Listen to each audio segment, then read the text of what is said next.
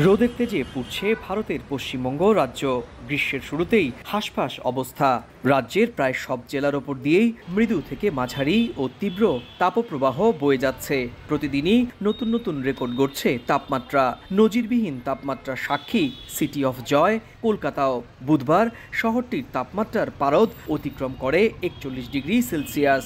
রাজ্যটির দক্ষিণের জেলা বাঁকুড়া, পুরুলিয়াতেও একই অবস্থা।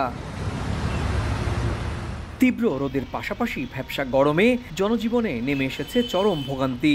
এরই মধ্যে জীবন জীবিকার লড়াইয়ের কাছে এই তাপমাত্রা রীতিমতো চ্যালেঞ্জের রূপ নিয়েছে।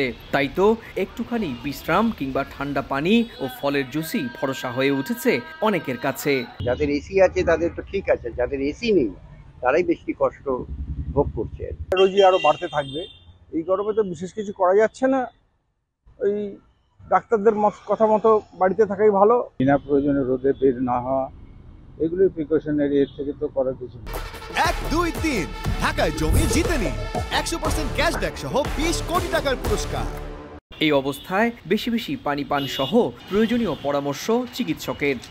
সুতির জামা কাপড় হালকা রঙের পরিহিত হয়ে আমরা বেরোবো, মাথায় টুপি বা ছাতা ব্যবহার করা, অতিরিক্ত জলপান করতে হবে। গত বছর ঠিক এই সময়ে কলকাতার গড় তাপমাত্রা ছিল 38 থেকে 39 ডিগ্রি। এবার গত বছরের রেকর্ডও ভেঙে দিল বৈরী এই আবহাওয়া। তবে চলতি মাসের শেষ দিকে পরিস্থিতি কিছুটা উন্নতি হতে পারে তুমুল ঝড় বৃষ্টিও, বলছে আলিপুর আবহাওয়া দপ্তর। সুব্রত আচার্য, সময় সংবাদ, পশ্চিমবঙ্গ, ভারত।